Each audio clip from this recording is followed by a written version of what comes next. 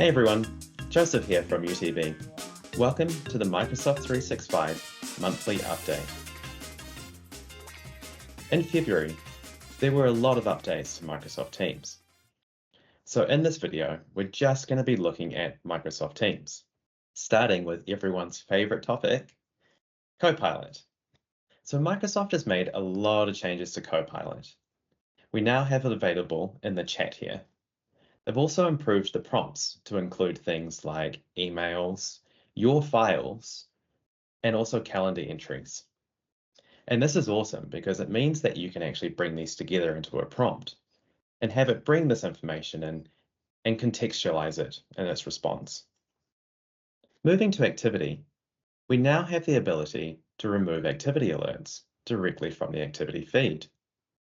To do this, select the ellipses at the top of the activity. Then select Remove. We also now have the ability to adjust the notification settings directly from the activity itself.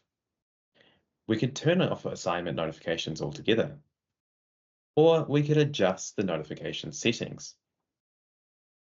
In meetings, we now have a new layout for content sharing in Together mode. With this new layout, you can see the video participants in Together mode at the bottom of the screen.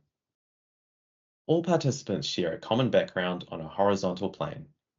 This improves the feeling of connection between people in a meeting room and remote participants, making Together mode more useful for the times when content is shared or presented. There have also been a huge amount of changes to Teams rooms and devices.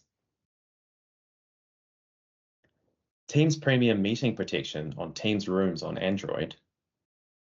In addition to watermarking for Teams meetings, users can now experience expanded capability of Teams Premium Advanced Meeting Protection with end-to-end encryption meetings, as well as sensitivity labels for Teams Rooms on Android. These advanced protection options can be enabled by Meeting Organizer with a Teams Premium license. Next up, we have a new calendar view on Teams Rooms on Android. The new calendar on Teams Rooms on Android shows you the schedule for today and tomorrow. There's a new vertical color bar next to each time slot that shows if the room is booked or free. Purple is busy and green is free. We also now have customizable meeting views for Teams Rooms on Android. During a meeting, you can adjust the layout of the front room display in a Teams room on Android more easily. IT admins also have more options to configure the panel using local device settings. This capability is available on all Teams Rooms licenses. And we also have the ability to control your Teams room with your Windows PC on both Windows and Android now.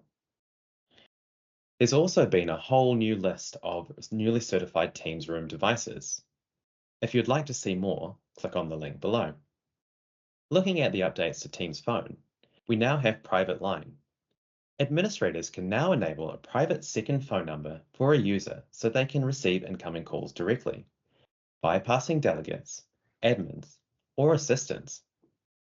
Calls to the private line are distinguished by a unique notification and ringtone. And then on mobile, we now have Teams on Android Auto. So Microsoft Teams now supports Android Auto, an app that allows Android phones to connect to your car's infotainment system. This feature will enable you to join meetings from Teams Calendar View, quickly call your speed dial contacts, and see your recent Teams calls while you're in your car. You cannot look at chats or messages. We can now use sensitivity labels to protect data when you join a Teams meeting on mobile device.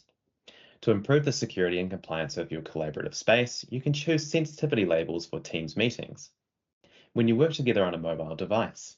The labels will follow all the settings the administrators have selected, and they will impact the users in the tenant. And my personal favorite Android mobile change, you can now create a shortcut of any app you like in Teams and put it on your device home screen for an easy launch. You can use this feature by pressing and holding any app icon in the Teams to see more options.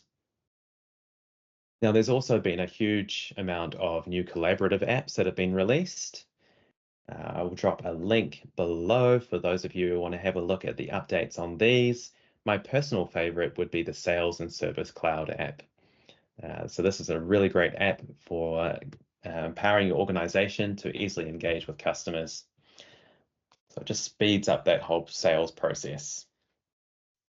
And last, this one's for all you developers out there.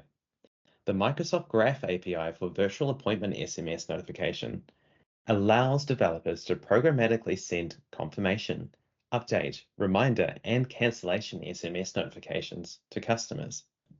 Currently, the API support for SMS notifications is currently only available in the United States, United Kingdom, and Canada. So hopefully we'll see this in Australia and New Zealand soon. That's all for me this month. See you next month.